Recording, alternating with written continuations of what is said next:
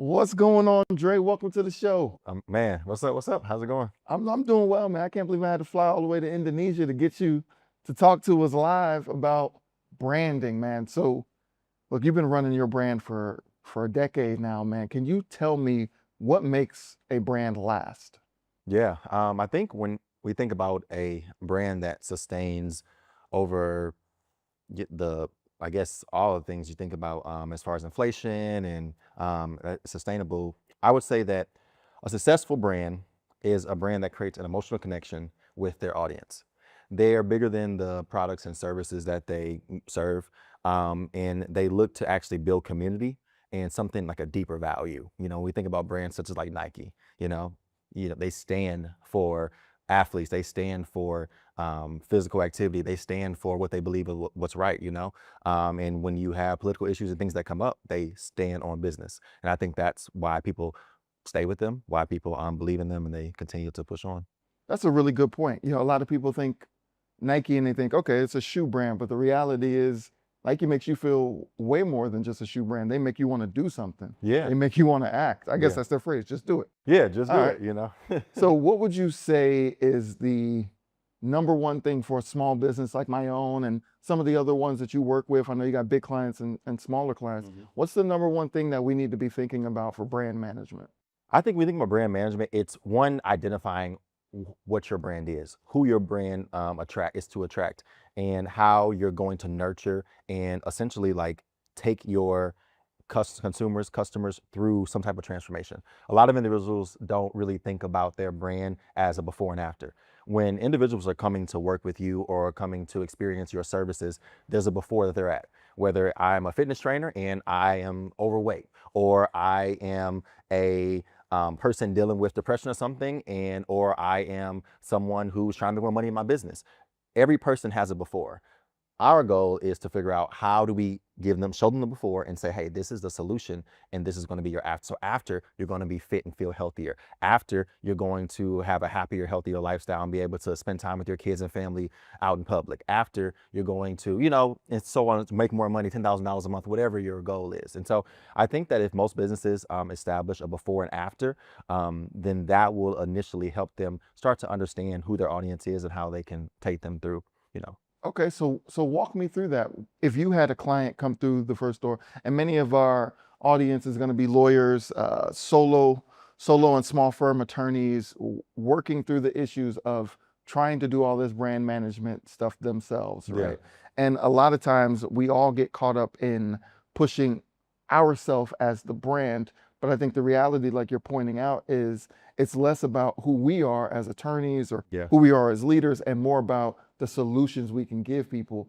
So, can you help us if you were starting out, brand new law firm, I just launched, just hung my shingle, I come to you, what do I do first? Yeah, I think the brand, going back to what you said, the brand is identifying how you make individuals feel. So I think at the end of the day, you represent your brand, but it's the thing is, how am I going to make this person feel better or build trust within me to know that they're going to get the result they're going to get? And so with me, if I was going to be starting a brand, as a lawyer and things like that, I think I would, one, really hone in on a certain demographic, niche down. I think a lot of individuals, they want to say, oh, I can cater to everybody. And the reality is, yes, you can, but is that going to make you the most successful or make you the best in your space? When you niche down, you can really hone in on who your audience is and how you want to nurture them, and that is going to ultimately allow you to go deeper and drive more solutions for them. And so I would look at the demographics and say, hey, this is the group that I want to help, and not just like I want to help individuals who are in car accidents. I'm just using that for example. It's like I want to help single moms who have gotten a car. When you niche down and you really get detailed about your target audience, you essentially start to create your own lane. And then from there, you can expand. Hold on, time out, because what you just said is very disruptive. Mm-hmm. So, you're telling me instead of pushing a bunch of things an inch, Mm-hmm. I should push one thing a mile? You should push one and get really good at it. Think about McDonald's. Okay, How'd they start? no clue. Hamburgers. Okay, They got really good at hamburgers. fair enough. They honed in on hamburgers, and then they started expanding and said, okay, add some fries to it. Then they started add the shake, and then they built out the whole line. But people knew them for their hamburgers. And a lot of people, they start off saying, oh, I have all these options. I mean, think about walking into an ice cream shop. You walk into an ice cream shop right now, you may walk in with your son, and let's say that there are 52 flavors, 52 flavors. He's gonna walk in and be like, oh my goodness, what? He's gonna be so overwhelmed. But if you walk in and say, hey, you want chocolate, strawberry, vanilla, he's gonna make that choice and he's gonna be in and out. And it's that concept that people don't understand, is that sometimes we offer too much, we're doing too much, and people don't even know like where to even start with our brands. And they're like, okay, hey, hold on, this is just too much. And so what I say is simplify it, get really good at what you need to get good at, and then people will have that respect. You're gonna build that brand trust, that brand loyalty, and then you're able to expand and grow to different demographics, different audiences, and hopefully build a team so you can sustain all of those people. Okay, I mean, to be clear, the answer is picking strawberry ice cream. I agree. That to me is all right. As long as we're okay, I agree. we can continue that. All right, so now I've decided on my niche. How do I? A lot of lawyers, what we do, I did income law when I first launched my practice, which means whatever came in is what I did. I had to hustle. My Yeah. first case was a trademark case. My next case was a family law case, right? So it's Yeah. just a wide range. So a lot of times lawyers kind of create brands based on what we get. But you're saying don't do that. So how do you convince an attorney who's been getting a lot of, let's say, family law cases, for example, and they don't want those cases? How do you help them pivot to doing the thing that they actually want to practice? Yeah, I mean, I am a big believer in, working smart, but working hard. I think that, someone who's good at one thing can be great at another thing. And so what I would say is although you may not like or want to take on those cases, you should be absolutely killing those cases. I think about my time starting back in corporate America when I was getting thrown a lot of jobs that were beneath me. But I realized that if I couldn't do these things great, then I wouldn't build the trust from my management or directors to be able to get a bigger load in other spaces that I really enjoyed. And so I recommend, no, actually take on those cases, do a great job, prove yourself. And then it's going to open up doors, whether it's a partnership with another firm or maybe a friend or another lawyer or a colleague who has cases that they want to toss to you. But if they see that you do this great, then they're going to be more open. Like, think about it. If you have these cases and you're like, I really don't want to do this. So you're halfway doing them. You don't put your all into them. You're not building brand trust with your client, and you're not building brand trust with other partners or other firms out there. But if you kill those cases and you really do a great job, you can say, hey, this is some of my wins. This is some of the learnings that I have, but I really want to get into this lane. You're going to have that rapport with a lot of other individuals, which will allow you to get into those doors. And that's what I did when I started my stint in corporate America. I was kind of in project management and things like that, but I wanted to get into marketing. But the marketing team went to my boss and was like, hey, how is he over here?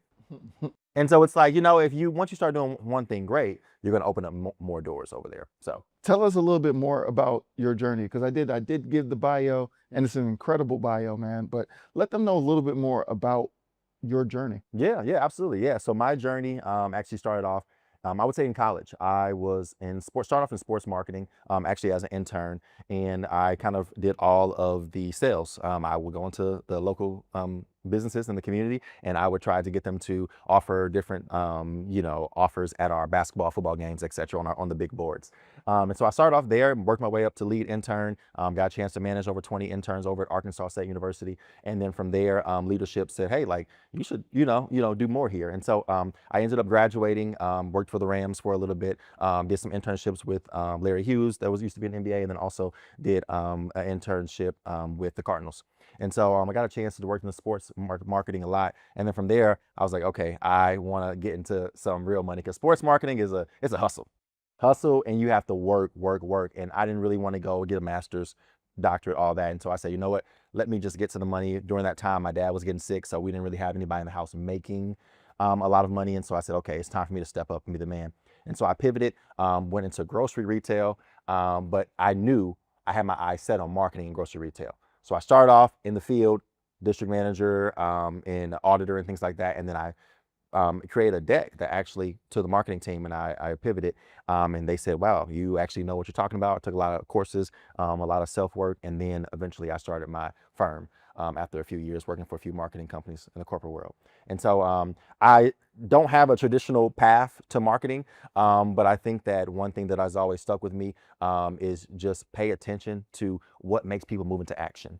And I think that that is what anybody, no matter if you're a marketer or not, it's what is it that the individual, again, what is their before, and what is it that triggers them? What is it, that emotional point where they're like, hey, I need to do something different because I don't want to be in this space anymore. And once you find that, it's easier to sell individuals from a marketing, standpoint. So I guess my question to you would be, maybe what is it that a lot of, lawyers, attorneys, what is stopping them from maybe getting the clients that they want or the cases that they want? Or, like, what is the whole, maybe we can talk through that. A lot of times, and I'm not used to getting questions on there, but a lot of times I feel like people are governed by fear. Hmm. They're governed by this scarcity mindset that I have what I have, I won't be able to get more Mm-hmm. if I leave this little pot, if I leave this pot of money or this style of case that I've been continually getting and try to move and pivot to somewhere else, I won't be successful and everything will fail. Mm. And then I don't know what the best methodology is for that. I'd be curious to know if you had a marketing approach, to that. You did touch on do whatever you're doing well. And I think Yeah. most of the audience, you guys are doing all of your work well, because you'll lose your license if you don't put your all in for some of these Yeah. cases. And then that's typically what happens. It's the cases that you dreaded, that you didn't want to take, that you took anyway, out of desperation or out of need, that you end up dragging your feet on or not doing your best. Yeah. And that gets you caught up with the bar. Gotcha. So do your best. But overall, I think it's that fear of the pivot, the fear of, I know I'm getting this, I'm not sure if I'll get that. Mm. And a lot of times you just have to coach them into understanding and believing and walking out on faith. Yeah. But is there a tool that they can do, or a tool that they can use, or a pivot point that you could tell them about, that they can prepare themselves while they're still doing the things that they may not necessarily want to do, but prepare themselves for a future that they do want? Similar to what you did. Well, what's the legal version of that? Yeah, I mean, my dad always had the 5 Ps, proper preparation prevents poor performance. And that's something that I stood on, I stand on, and will forever teach, my future family, kids, and things like that. And I think it's just, this is the best time to pivot, when you have, I guess, a job, or, you're making money. And I think many people don't realize that is start putting yourself in the position of the person that you would like to be. And that's what I started to do. I put myself out there. So I said, okay, I have this check coming in, but after my 9 to 5, what does my 5 to 9 look like? And my 5 to 9 was acting as if I was an entrepreneur, going out, looking for certain clients, starting with small projects, and just doing. Like you said with the Nike, just do it. And I think the only way to learn is to actually just do. I think from a mindset standpoint, we think about the pivot. Let's think about, and I listening to an audio the other day, and he was just like, take yourself 5 years out, or 10 years out, 15 years out. And, it's like that ghost of the past or whatever that comes in, and you just, or a ghost of the future that comes in and just says like, hey, like, you start watching, your life, and you're like, what you could have become. And I think that for me, you have to weigh the pros and cons. It's like, okay, what you're going to get if you remain exactly the same. The outcome, the paycheck, the numbers that you're going to have. And so it's like, is that what you want to share on your deathbed with your kids, with your future family? And that's something that just kills me. And I think about all the time. It's like, man, who could have Dre become? And that to me was enough to scare me, to put enough energy or whatever into me to be able to like make the jump. But I think that it's just a reality of you're going to remain exactly the same in the same space, wishing every year that you would have taken that leap of faith, And so from an actual, like, I guess, standpoint, it's number one, do research in what it is that you want to become, who you want to become, So if that is, you want to start your own firm, they need to be getting with you, getting with some coaching, getting with GC, and learning what that process looks like. Number two, a part of that is part number one, but surround yourself with like-minded individuals. And I made a video the other day, and what I said was like, not even just like-minded, but action-minded, action-oriented individuals. I was talking to Tanny, my wife, and we were chatting earlier, and I was like, a lot of people talk about these vision boards, and they send emails and texts of pictures of their vision board and this and that. I said, but what about an action board? What about a board that's blank and you only put on there what you've done? I like it.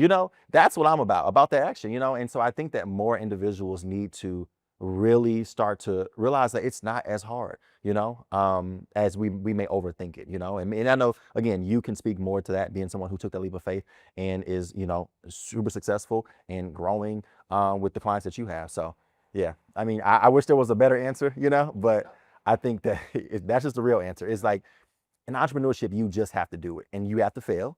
And what did Will Smith, I think he said, or Denzel Washington, fail fast, fail forward, fail often. And that's the best way to win, is to fail, because you don't really fail, you win or you learn. A L is for learn, never lose. So I like that. See, a lot of lawyers don't feel that way. There's definitely losses, and we are trying our hardest to avoid them. And I think it's that fear and that avoidance that stops us from growth, because sometimes that growth is on the other side of potential failure, not yeah, even actualized, but just potential. And a lot of times that's enough to scare people away, because you can't teach vision and you can't teach hunger. it's failure if you stop. I like that. But it's not if you continue pushing on, I mean, because if I talk about the amount of times I failed, I mean, I failed myself to success. I like that. So that's the only way. All right, so let's talk about the brand of a lawyer. When you think of the best quality attorney you've ever met or known or heard of, even in theory, what are the qualities that you're looking for? Yeah. I mean, I think one is someone who, I mean, I guess wins are going to have to come into play. Someone who is successful in the eyes of, hey, they have won cases. I think number two, someone who is trustworthy. They have loyalty with their clients. I think also it's those who essentially, I mean, it really trust. I think trust is the biggest thing here, because when you think about, if I want to go hire someone to defend me or to help me go win a case or go to court, things like that, I think for me, it's somebody who I believe in. And it goes back to kind of what we talked about in the beginning. We talked about what is brand, what makes a strong brand. It's the belief in the outcome of whatever it is, whether it's a service or product or whatever. You believe this is going to work, whether it's the shoes I buy, whether it's the suit you got on, got to fly, it's like you believe this is going to make me feel some type of way, look some type of way, get some type of result, etc. So I think that that is the biggest thing that a lawyer can build. And when we talk from a marketing lens, I think that a lot of times why certain individuals may not be able to get the clientele they want, things like that, is like their marketing landscape. We think about our marketing footprint, your website, your social media, your, anything that people can see before they actually engage with you is your brand. And I think a lot of people have to work on like their copywriting and how they're speaking to individuals, and their brand tone, their brand voice. All of those things play a part in really building that trust, and then ultimately getting individuals to want to work with you. See, now you're using phraseology that many of us are not familiar with. What is a brand voice? Yeah, a brand voice is going to be how people perceive your language, your tone. When you think about, more like Apple. Apple's brand voice is more efficient. It is very modern. It's like high tech. It's like, more of like we're going to make life simple for you. It's going to be fast. It's going to be, and then you think about a brand like, you have like Wendy's. Wendy's has more fun brand voice. On Twitter, they're always clapping back on people and things like that. And so brand voice is, again, how people, is it funny? Is your brand more funny? Is your brand serious? Is your brand, very like intelligent? Like, how do you want to come off to your target audience? And it depends on, for a law firm, for lawyers, at the end of the day, I think you want that brand voice to be trustworthy. You want that brand voice to be you want to be powerful, very thought leadership, things like that. Now, my wife disagrees, but I think I'm hilarious. That did not sound like a laugh of a man who agreed with me, man. But a lot of lawyers think of themselves as funny. Most of us are charismatic and gregarious, but oftentimes our brands speak completely differently to that. Very serious, very stoic, and very by the book. Yeah. Do you think that does more harm than good? I think there's balance there, I have been noticing a lot of lawyers and attorneys, like, they've been taking on TikTok, and they want to make their their content digestible, you know? And so I think that there's times where you want to attract the audience, but then they also need to know that, hey, you're going to handle business on the back end. So I don't think that it hurts at all for there to be a seriousness when it comes to like website. I think like every time about social media or like LinkedIn, things like that, I think there's playfulness space. Okay. And it's about finding that line, you know? You don't want to be that lawyer that's a joke that everybody, they just watch you because you're funny. You want to be someone who says, oh man, he's a real human, he's authentic, but he also handles business. And I think that there's a fine line. Working with a marketing agency or a marketing team can definitely help you. I actually used to work with a lot of lawyers and attorneys, and we worked on everything from not even just like the copy and the words that are on the website, but the colors of the website. A lot of people don't know, like, you know, as say you're a law firm and you have a bright theme. Well, if you work with more of a younger generation who is online more so on at night, you want a darker theme on your website versus a lighter theme. So there's minor things. So they, you know, when they got click rates and people clicking off websites, and I don't want to get too deep into the marketing, you know, technology, technical world, but there are small things. And I say that to say that there may be individuals out here who are starting out and they are wondering why they're not attracting certain clients or why their bounce rate is so high on their website and things like that. There are smaller things that I would say consult with the local marketing firm or marketing agency so you can, you know, understand who your audience is, understand your analytics and how you can cater to them better. Okay, but they don't have to go to a local marketing agency. They can go to you. Yeah, they can they can come to Obsidian Marketing Agency. Yeah, we work with all types of clients. We love working with service-based businesses. So yeah, working with lawyers, attorneys, that's something that we would love to work with you all on. All right. Now, I love doing this in the final focus where I allow you to have the floor by yourself and kind of just walk us through some key points that you think are important that you want to make sure the audience leaves with. So, Yeah. Okay. Yeah.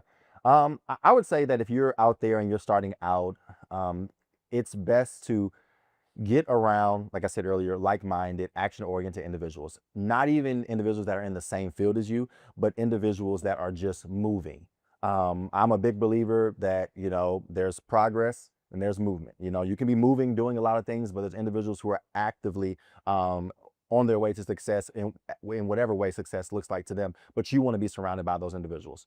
I would say number two, really dive into who you are, your mission, your vision, what you stand for, what your beliefs are and your values. Because I've noticed a lot of time in business where, you know, individuals allow clients to shape them. At one point, I allowed my clients to tell me who I was, and I realized I was doing things in marketing that I had no business doing.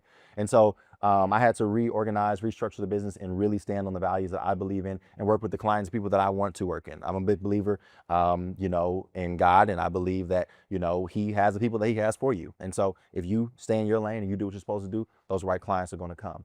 From a marketing lens, I really would say, you know, start to understand your target demographics, niche down when you're starting out. If you, especially for those who are pivoting, if you have a certain clientele that you work with and you love that clientele, then maybe you start with that, you know, in your new firm. But if you're someone who is brand new and you're trying to start your own firm or start your own practice, I really would say start small and allow yourself to expand. Allow for grace and allow space for you to be able to work with different individuals. And then lastly, I would say get active on social media. I know you've been super active on LinkedIn. Utilize in LinkedIn. I don't know the laws about Instagram and Facebook, you know, how much you all can post or what you can share, but whatever you can do to put yourself out there because social media has not even touched the surface of where it's going to be in 5 to 10 years. And most people don't know that. Most people think like, oh, I can't start making my page. Everybody's already famous and viral. No, like we're not anywhere near where social media has the potential to go. A lot of brands are starting to work with more content creators, influencers, things like that. But a lot of people are using social media as the real media now and real news and things like that. And so they don't want to watch TV commercials. Somebody's watching TV and commercials. Where are we at? We're on our phones. We're scrolling. And so if you're not there, then you're not in front of your audience, you know? And I tell that to a lot of like churches that we work with, same concept. It's like, hey, yeah, you're here on Sunday. They're here on Sunday with you all, but then the other 6 days of the week, they're nowhere to be found. And so if you're not there meeting them where they are, then you're lost and they don't know who they don't know who you are. And so I think that's a big thing is get active within the social media space. And yeah, continue. Just know that when you lose or when you have a bad case or when something goes wrong, you're not a failure. You know, It's just a learning opportunity for you to grow, figure out what didn't work, and go try something else. And I think that that's the recipe for success. So hopefully they can take some of these, nuggets or inspiration, if I may, and they can run with it. All right, perfect. So you kind of walked us through, what it means to have a brand identity, but you're telling us all the good things, man. Tell us some of the bad things. What are the brand mistakes that you've seen, or the common brand mistakes that are made? Yeah. I mean, there's a lot out there, a lot of brand mistakes, but I would say one of the most common brand mistakes that people may not value or view as a mistake would be not doing enough brand storytelling. Um, One thing that my mentor always taught me, he said, facts tell, stories sell. And that's something that really has changed my landscape. I used to kind of be in network marketing and things like that. And I realized when I would say, oh, you can do this and this is the products and tell all the features, people were kind of like, eh. But the minute I came in, I said, hey, this is Roger. Roger is a single dad who was working 3 jobs to take his sons to pay for college and this and that. Roger started this 6 months ago, and now Roger's making over $10,000 a month. All his kids are going to have a college fund, and he now is in a space where he's not out of depression and things like that. That resonated so much more than me telling them about all the features of this product I was trying to sell them. And so a lot of brands, what they do is they want to tell you, oh, how fast they're, Apple doesn't do this, but if you think about Apple, a bad brand would say, oh, this is just simply the features of Apple. This is how big the phone is and this and that. What does Apple do? No, they show lifestyle videos of people taking pictures, people happy, people eating. That sells. And that is essentially what people resonate with. It's that emotion, that feeling that we get. When we think about many brands, it's the feeling that we get when we think about it. Chick-fil-A, for example, I don't know about you, but I get a little happy. I'm a big fan. I get a little happy, when I think about certain brands like that. And so I think that one of the mistakes is that people don't do enough storytelling. And I say that specifically for lawyers and attorneys that are watching this right now. You all have testimonials. You all have stories, cases of people that you all have helped, but they're not shown on the website. They're not shown on social media. You haven't put it out there on LinkedIn. And not that you have to talk about the wins and how much money they made or this and that, but just to say like, hey, this person, this was there before, after they worked with me, this was there after. That is one of the biggest things that can take a brand to the next level. Wow, you're right. I know I don't do that. I've had some pretty successful wins, and I don't advertise them or discuss them enough. That's a really profound point. But what was the bar that your mentor gave you? Can you run that one back? He said, facts tell, stories sell. All right, facts tell, stories sell. What does that mean, though? Yeah. Facts are, essentially like, I can think about it. People don't care about what you say until they, people don't care about what you know until they know. No, you know. People, That's it. That's it. Yeah. oh yeah, people don't care about what you know and say, no, you care. Yeah. Yes, sorry. And that is so big. And I think about that, like even in my relationship at home, I could come in and say, oh, we were supposed to do this, or you did this wrong, or this and that. But at the end of the day, she don't care about what went wrong and that. She cares about how I feel about this whole situation, how I'm caring about her feelings and how I'm giving back and how I'm showing up. I can say something, but it's about how it's perceived. And I think at the end of the day, you can say what you think is what you want your audience to hear. But what you really need to be doing more of in business is listening, not just verbally, but non-verbally. Is me coming on and starting to tell all things that went wrong, or all things that I can offer, or all the features of my product, the right thing, or am I listening to what my audience actually needs? Because a lot of times they don't care that you maybe won all these awards and all these things. They just want to know that you care about their situation. You maybe help someone that's similar to them, and that you're going to help them get through this, take them on this journey. So I think for me, keep it simple. Facts tell, it's do more storytelling. Do speak more to the emotions of the person rather than telling them the facts of what you can do for them. You bring up emotions, and it reminds me about something that you were teaching me when we first met about the customer journey. And in this case, we were talking about my coaching clients, and similar to what you're sharing with us now, how they are where I met them and where I can help them go. But just kind of from the, take it a step back for the lawyer standpoint. And what is a customer journey that each lawyer and law firm should be actively working to give their clients or future clients or potential clients? Yeah, I think first, I like my big three, and we talked about this before: awareness, consideration, and conversion. That is going to be the top level, journey that you want to take individuals through. You want them to learn who you are. You want them to consider working with you based off of, the wins, based off of your brand mission and values and things like that. And then you ultimately want them to press a button and pay you. And so we think about the customer journey. I kind of have my formula, the mind map for mindpreneur. And essentially, again, it all starts with diving into the emotion of that the demographics that I want to work with. So when I think about our customer journey, even with Obsidian Marketing, the reason why we went service based is because we understood the mindset of the individuals that wanted to expand their digital footprint to help people that are helping people. And so we work with a lot of churches, work with a lot of nonprofits, we work with a lot of, lawyers and attorneys, service-based businesses, because we understand that they have a big heart for people. And so we have to dive into their minds, like, what is their biggest problem? And their biggest problem is being able to reach people. And so we identified that, and then we said, okay, well, now we need to market to them. And so our ads, our our emails, our text messages, everything that we send out, it markets to the emotions of, hey, like, are you sad? Are you mad? Are you having trouble reaching this audience? And we speak to that person, and that is what makes them be like, man, like, I need them. They understand not only me, but the audience that we're trying to reach, and they're going to help us reach more people. And so that's like first one, and that's like the awareness. Consideration is then coming into we get to like our for us, data analytics, some of our campaigns, case studies. We share with them how we've helped, a church bring in 300 new members, or how we helped a nonprofit with like Big Brothers and Big Sisters, like we did, bring in 300 new volunteers and mentors. And they're like, wait a minute, okay, I'm really considering they have results, and that for you all, that will look more so like, hey, it's those testimonials, it's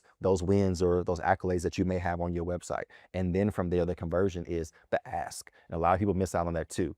You can't have a full conversation with someone and never say, I want to ask you for your services now. And I think whether that's a button on a website, or that's an email that you send out, a text you send out, a follow-up, you need to ask to say, hey, I would love to go on this journey with you. I'm going to stand by you, hold your hand throughout this whole process. And that essentially will allow them to know, like, okay, I'm not doing this alone. And so I think that if you take on that awareness with a mind map, starting with taking on the emotions of the client, understanding them to the core, then sharing with them through whatever platform channel you want to use, the awareness, the consideration, and conversion. Yeah, I mean, it makes things a lot simpler, to work with individuals. No, that's a heck of a journey for a client to go through, feeling like their lawyer understands where they Hmm. are and kind of where they want to go. I think is a critical tool, Yeah. and that's something that I don't think enough of us do. We more or less kind of go in and say, we've done this before. We know how to get this done, but that doesn't do enough to speak to, I know how you feel, Yeah.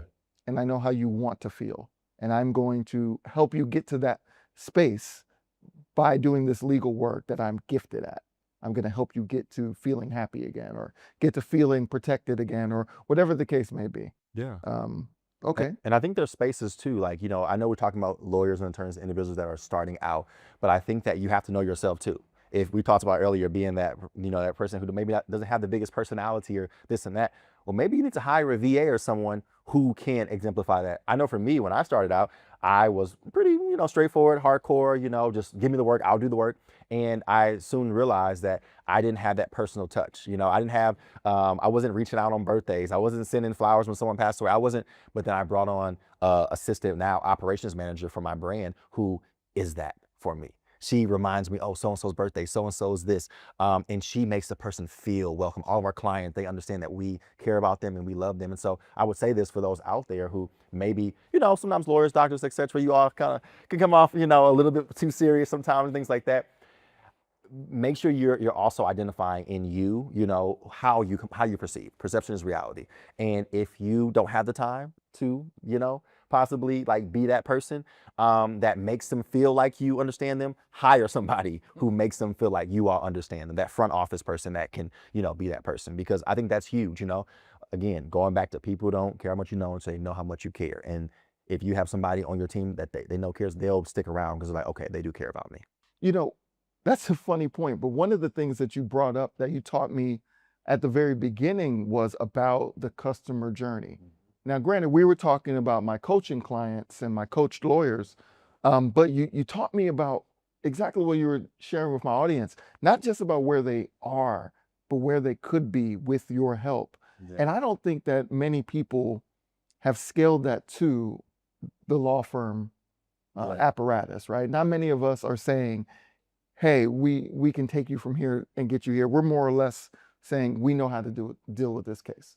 Yeah, yeah, and I've noticed that a lot within clients that I've worked with, especially in the field of law, is that there really isn't a customer journey. You know, a lot of individuals are able to put up these nice websites. You know, from the outside. I use this analogy, you know, of like I don't know, what's your favorite car? You have a favorite car? The S550 Mercedes Benz. Oh, that's a nice one. S550 Mercedes. You know, and let's say we have that car. You are taking it to the gas station. You're filling it up. You are giving it a car wash, and it looks great from the outside. But what the world doesn't know is that car actually has a bad engine. Most people's customer journey is a bad engine. And so on the outside, from the website to the pictures they post social media, it's beautiful. But then when someone comes in to their business, they see a post, they see and get an email, get a text, and there's no system that's actually built out. Well, then where can those people go? They can't go anywhere. And so I am huge on customer journey. I actually built a formula with Obsidian Marketing called the Mind Map. I remember Mind Map. You And told me. that is what we use to take all of our customers from A to Z. And it starts off with understanding the emotion of our target demographic. A lot of brands skip this, especially starting off. You know, we think about startups and things like that. They skip actually diving into who is my target demographic and what is their problem and how can I feel, not just know what their problem is and say, okay, I'm going to know. I want you to step into their shoes. And that's what we do with all of our clients. Like I said, we work with a lot of service-based businesses, nonprofits, churches, you know, law firms, etc. And we have learned that when we step into their shoes, we say at Obsidian Marketing, we're going to treat this as if it's our own, and we take that on as we take every client on as that. And essentially, we start with the mind map. We identify the emotions of what that client is going through, and then we move into our big threes: awareness, consideration, and conversion. And awareness, as we have mentioned, is going to be putting yourself out there. It is social media. It's LinkedIn, it's making that video and posting it. It's essentially saying, hey, I'm here, I'm alive, I have a website, I have real estate on the internet, come see what I'm about. Then we move into that consideration, which is, hey, what have you done that makes me want to buy into? So from our standpoint, it is our case studies. It's showing the results of us being able to help nonprofits get 400 to 500 mentors within a 60-day point. It's helping churches grow not only their membership base, but impact in the community. It's those case studies that have our clients build trust within us, and they consider working with us again or working with us for the first time. And then we move to conversion. You have to have some type of call to action. I cannot stand when I go watch a speaking engagement or go to a website and there's not a button every 5 spaces on the website. Like, you need to be asking for the business. Conversion is something that a lot of people miss out on because they're scared to ask. And my dad always told me, if you don't ask, you'll never have, you know. He's very biblical, so don't knock on the door, you know, then you won't be able to get what you want if you never knock, you know. And so I'm a big believer in going after and asking for that. But I think that customer journey is something that everybody should adopt. And in you all space, I know we talked about a little bit earlier, you know, sometimes lawyers, doctors, etc., people in this space, they can come off a little too serious. And so if you can't get to that first step authentically, where people can feel that you're being fake when you're saying you care about them, or, you know, you're trying to get into their emotions, then you may need to hire somebody who cares and can authentically share your brand values, your brand mission, and that notion of, we're here for you. We're going to walk you through this process. And so I'm a big believer in getting the VA. I mean, in my business, I was that person who was very straightforward, very logical. I had to bring in my operations manager, Bree, and now she takes care of everything. And individuals are telling me, like, hey, Dre, oh man, I love I love the flowers you sent us, or I love how you checked in on us, or I love this and I love that. And they know how much we care. And I'm like, oh yeah, we did do that, because I couldn't be that person. I was too busy, but I hired someone who could be. And so whether it's you or if it's someone you bring in, just make sure that brand mission, those brand values, and that understanding of your client is authentic, and they will want to continue to work with you. So one time you had a black car sent for me to drive me to a set. That wasn't you, was it? Oh, Nope. man, I gave you so much credit for that, man. But it's awesome that you set up a culture at your business Hmm. to make sure that it's like the little touches because that made a world of difference for me. I felt like this guy's legit, Hmm. and his company is legit. Wow, I've never had someone send a car for me, so Yeah. that's pretty cool. So it's good and prudent that you found someone to do that stuff. And I agree with you. I don't think lawyers spend enough time, as personal as every case is. We don't spend enough time with the humans that we're dealing with, right? We spend way more time with the text, way more time with the law, and not enough time with the client. And I know that's going to run contrary to what every lawyer here is listening. They oftentimes you get the bill when you're doing the work. You don't get the bill when you're talking to the client. But what you do get to do when you're talking to the client is establish that rapport. Hmm. And in many ways, you're putting a deposit into a bank. And hopefully one day when that case is done, that client will send you another case. Absolutely. And that's the bank of kind of returning advances for just being a good person and caring about people. What's the phrase you were saying? Yeah. Oh, people don't know. Yeah, People don't care how much you know until they know how much you care. so they know how much you care. So Yeah. okay. Yeah. But I feel like we've been very theoretical Hmm. with some of this branding, and you give us a lot of tidbits to think about. But let's talk about practicality Hmm. of brand management, because the truth is your brand commands. Does. If you have enough of a strong brand, then you can do certain things that other brands and other law firms in this case just can't do. Can you walk us through the practical aspects of brand management and why it's important? Yeah, brand management is everything, and not just about what you put out, but what comes in. A lot of brand management that people fail at is responding. People, you post every day and you got 5 comments under every post and you've never responded to any of those people. Do they believe you're going to show up for them?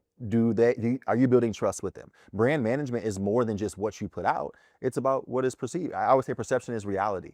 And if the streets are saying that, hey, he doesn't respond, he doesn't care, he doesn't follow up, or customer service doesn't work, or if that is the perception, and that's the reality of the world, and that is what people are going to bank on when they think about giving you their dollars. And so for me, when I think about strong brands, I think about brands that have clarity. I think about brands that are authentic. I think about brands who have great customer service. Again, their response management system is in place, whether that's the lawyer or attorney or whoever actually responding, or again, a VA or someone from the outside, but you should have someone managing the entirety of the brand. Because once you do that, you start to increase something called your perceived value. And a lot of people don't understand that. Perceived value is not something you look at on the stock market and say, oh, this is where we're valued at. No, perceived value is what do people say about your brand and what do they perceive it at? Nike, we talked about them earlier. They have the same quality of shoes as a lot of individuals. Nike doesn't make just better shoes all the time, maybe better looking shoes, but their perceived value is so high because of the brand that they have built. They manage their brand well. What they put out, what they stand for is strong. And it goes the same thing within brands like ours. We have to understand what we put out and who we're talking to, and we have to stand strong, 10 toes down on our brand loyalty, our brand trust, our response management, and that helps our perceived value go up, which then allows us to be able to charge more, higher prices, allows us to be able to get different type of clients, pivot when we want to pivot. Because my thing is like, if, you know, I don't even know. I'm trying to think of a brand right now. I mean, even a person that's a brand, like LeBron James, if he decided to go start some business or something on the side, or start a line of clothes or whatever, you know how many people are going to jump on that and follow him because of who he is, because of his brand, And people don't realize that you can pivot a lot easier when you have that brand trust and that brand loyalty. And so the key is to build that strong brand, which is ultimately building that perceived value. That's very interesting. You're right, though. I mean, LeBron James is the greatest basketball player of all time, but that's not for debate. Yeah, we want to. But it does make me wonder, in terms of like brand management, what is it that a lawyer can do to start to command a higher amount. Because one thing I coach my lawyers on is, being busy is not a sign of being productive. No, at all. But it's oftentimes in our profession, that's what people want to be. They want to be perceived as busy. I don't want to be busy. I want to be impactful.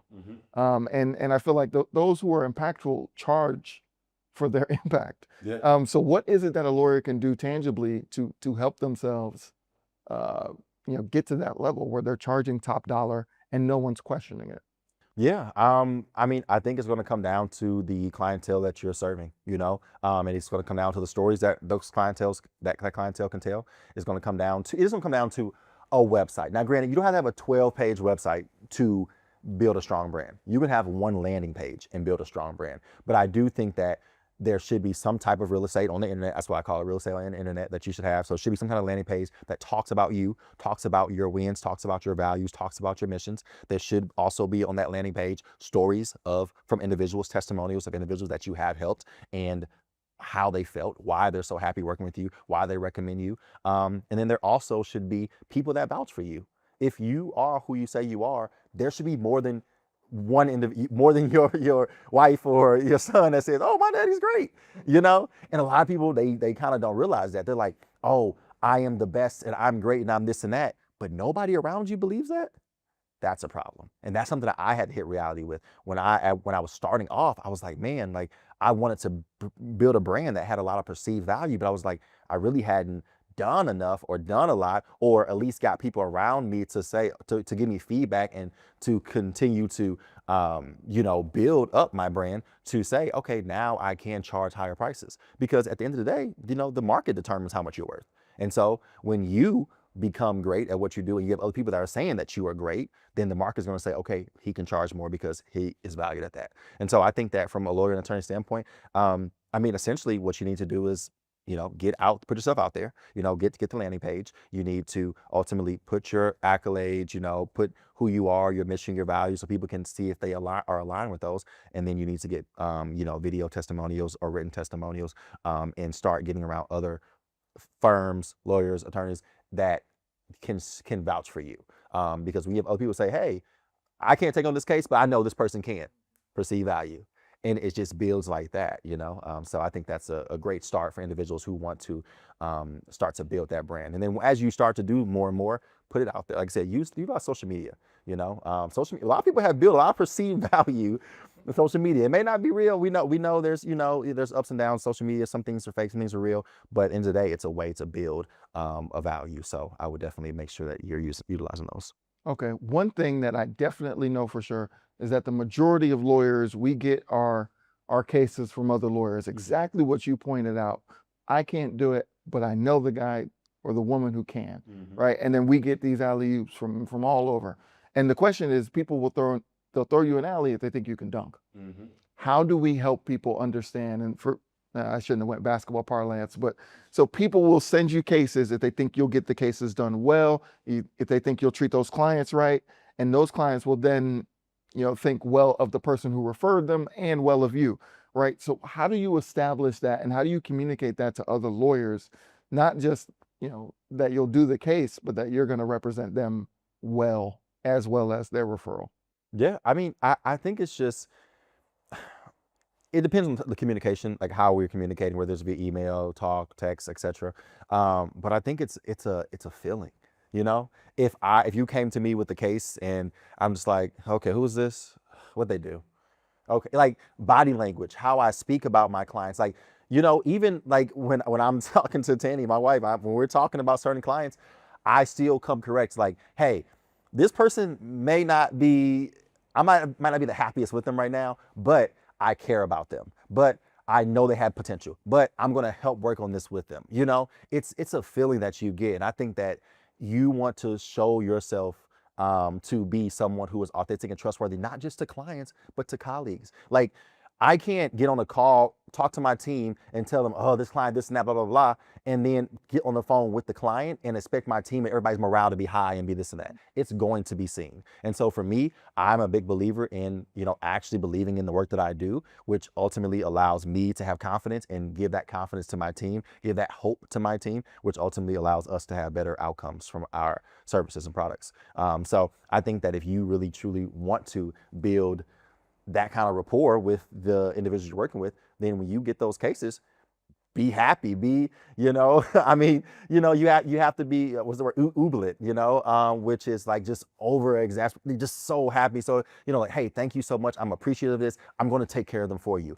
I know that they meant a lot to you, or maybe you don't have the time to do this right now, but I got you, and when people see that, they're gonna be like, okay, I'm gonna throw them another one. And so I think that's the best way, like, going out to lunch, grabbing a coffee, even if it's a Zoom coffee. I do that with a lot of my partners when it comes to like our social media partners, our web developers, things like that, because not only may I be throwing them clients, but they may be sending clients over to me because they know that I do great work and I'm happy to do the work.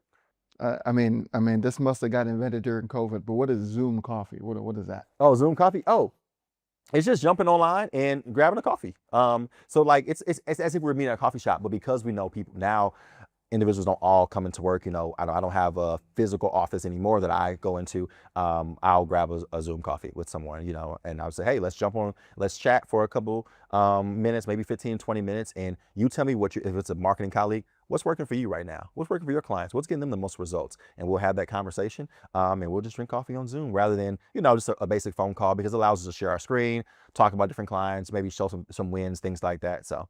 Okay.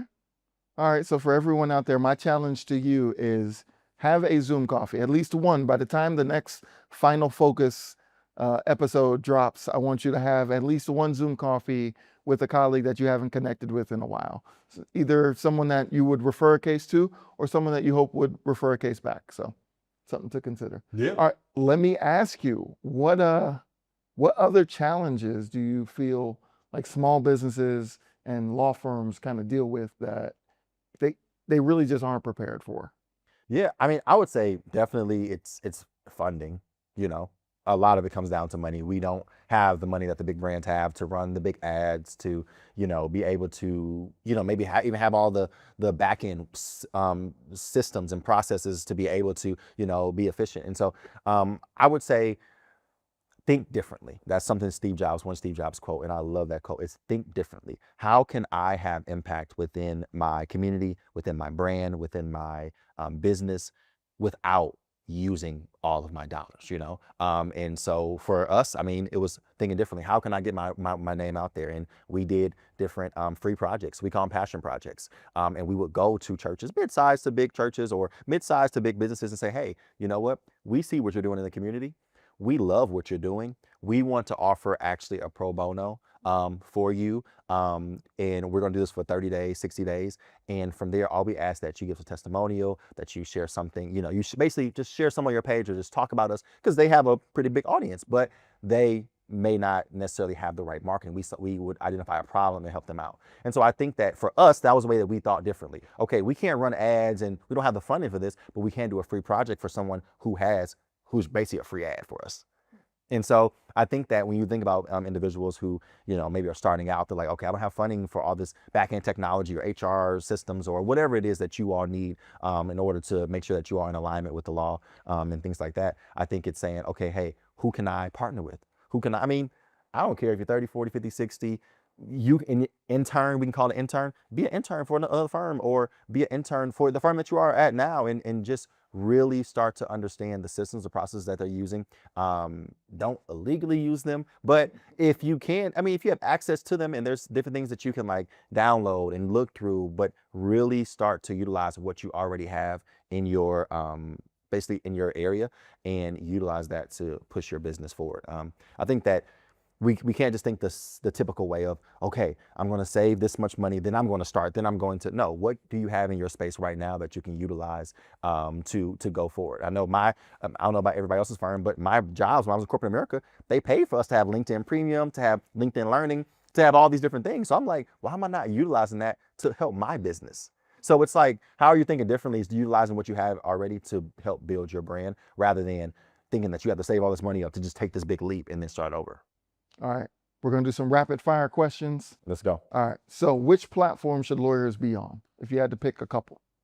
I would say definitely LinkedIn, number one. That's where a lot of individuals are. And I mean, I would say depending on what type of, if y'all going to be running ads and things like that, Facebook. Okay. Still? Yeah, I think Facebook. Because Facebook is a space where it still has that community feel. Out of all of the different brands, Instagram still isolated, TikTok a little more isolated. Facebook is like where people come together, they comment, they share posts, it's a different type of sharing. So I still think that's a very underutilized platform. Okay. The most important thing that a lawyer or a law firm or really just any professional should do today to restart their brand. Whew. To restart, I would say they need to do a self-assessment, not only of themselves, but of the brand. Who is it that you truly are meant to serve? And what is their biggest problem? Not the problem that you want to help them solve, that you think that they need to solve. What is truly their biggest problem? And really that comes from asking your clientele, the customers. Okay. All right. So if someone was going to choose a marketing firm to help them with everything, why should they choose Obsidian? I think they should Obsidian Marketing because we are marketing simplified. We make marketing easy for all of our clients. And again, we are going to treat your brand as if it was our own. We're going to take it on and we're going to give you the optimum results. So, yeah. All right. Perfect. All right, man. Well, thank you. That concludes Thank you. the rapid fire session. Again, I appreciate you being on. I had to fly to Jakarta, Indonesia to make sure we were able to film this live and in person for the Final Focus series. No, thank you again for being there, man. Appreciate you, brother. All right. All right, y'all. We can tune in again next month, the final Friday of every month. I'll host another Final Focus where, again, we go deep on conversations with professionals in different spheres of influence so you can get the best out of your law firm and out of your practice. All right. Look forward to seeing y'all again. This is Coach GC with Dre Walker of Obsidian Marketing Group. We're happy to be here. Happy to have you.